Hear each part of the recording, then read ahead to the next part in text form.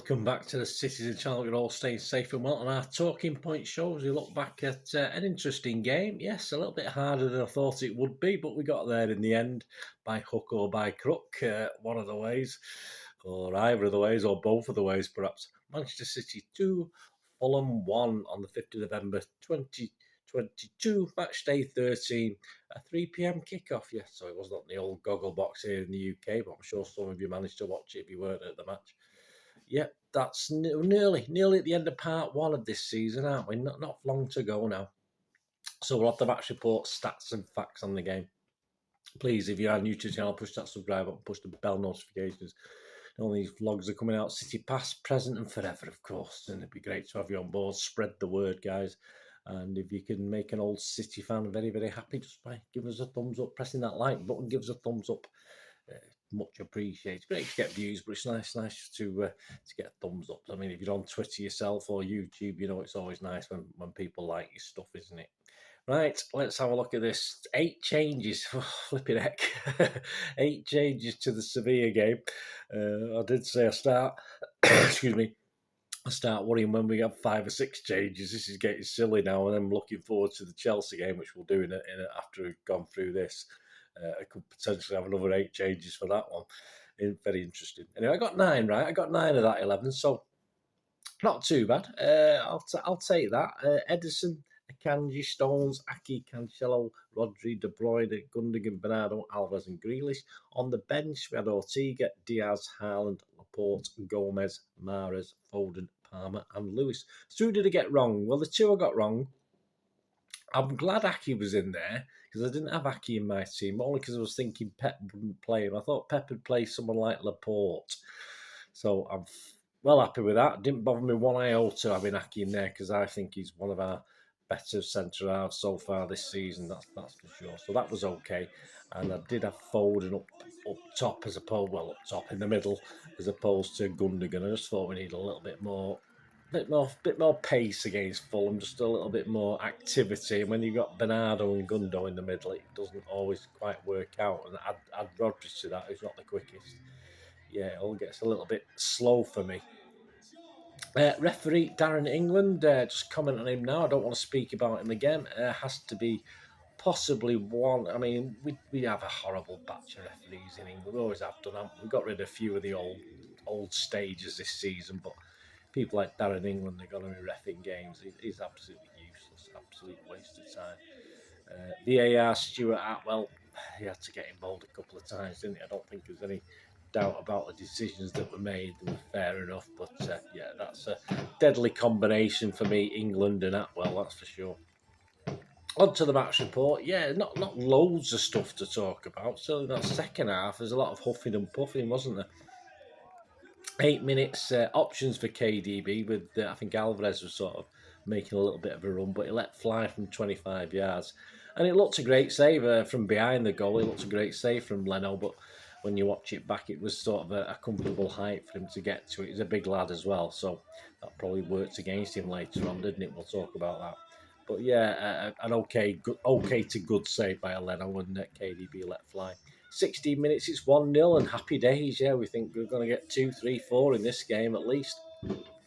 As Gundogan slides it through to Alvarez, very KDB type, great little ball from Gundogan.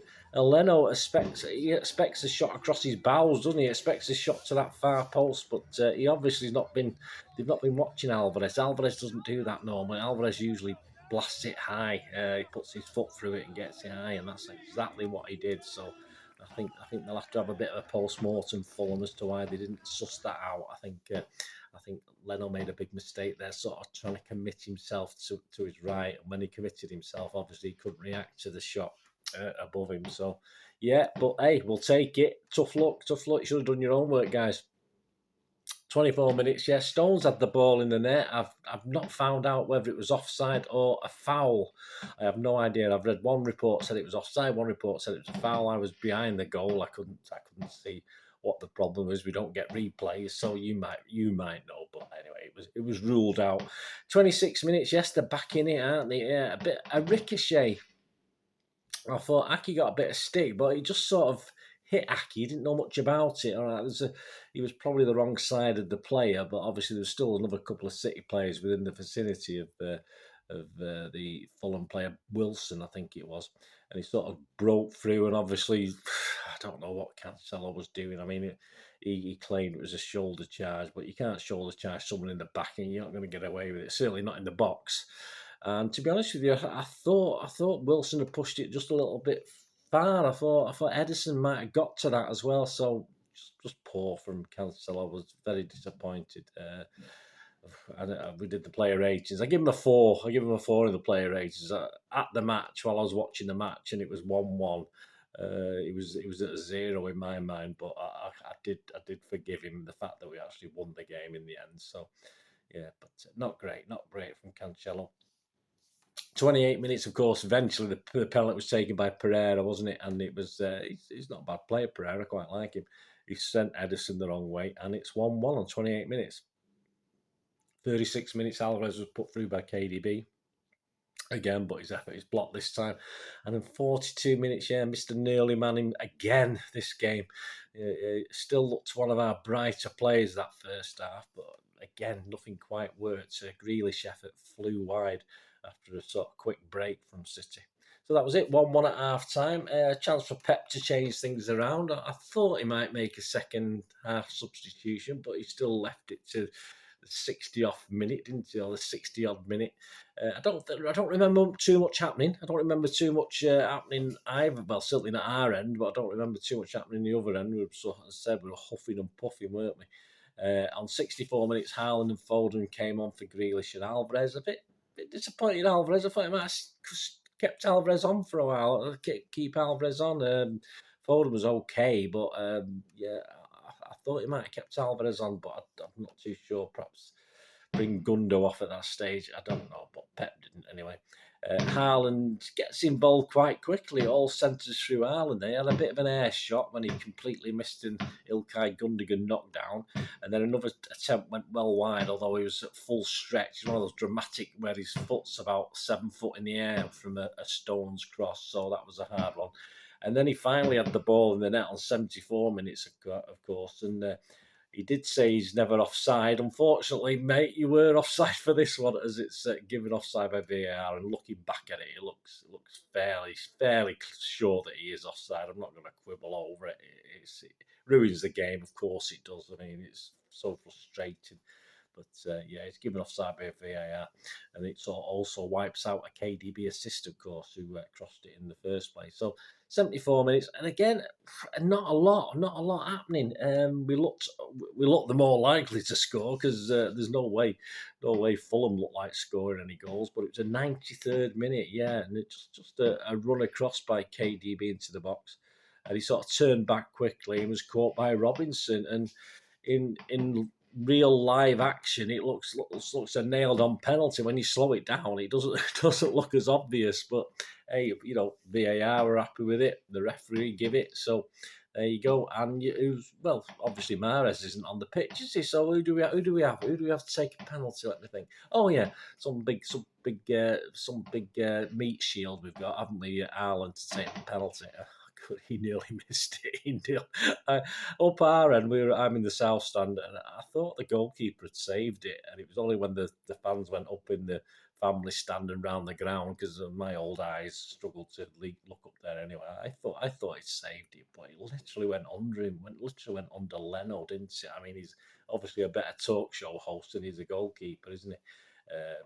I don't think Leno's a very good goalkeeper, and it wasn't the greatest penalty by Haaland, but it seemed to just squeeze underneath Leno, who had chosen the right way to go. So I have a tendency to think if Haaland takes penalties, he's going to mix it up a bit, go left and right, but I honestly think he's best going to the goalkeeper's left. But obviously, if goalkeepers know that, he does have to mix it up and put it in the other side. But it just wasn't the power, and he took a little bit longer over it as well, didn't he?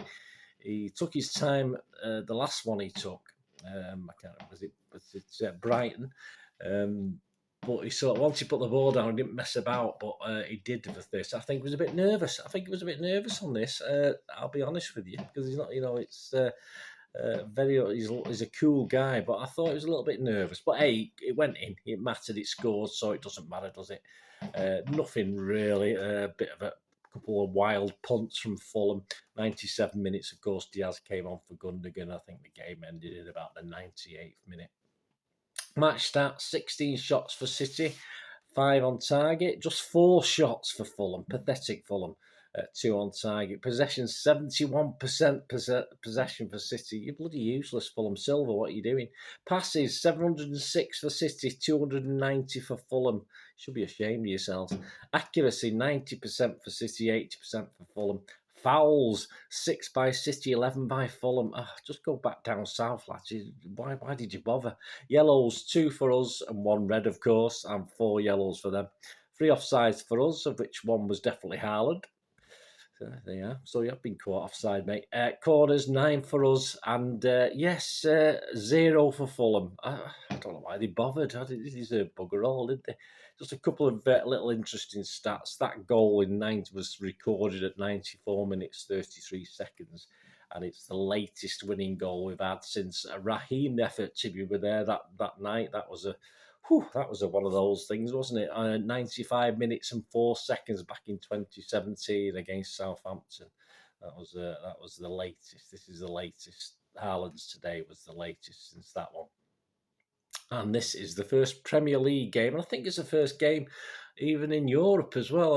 I might be wrong, but it's certainly the first Premier League game that we've won with 10 men since March 2014. Yeah, Pep, I do say it. Pep's teams don't tend to...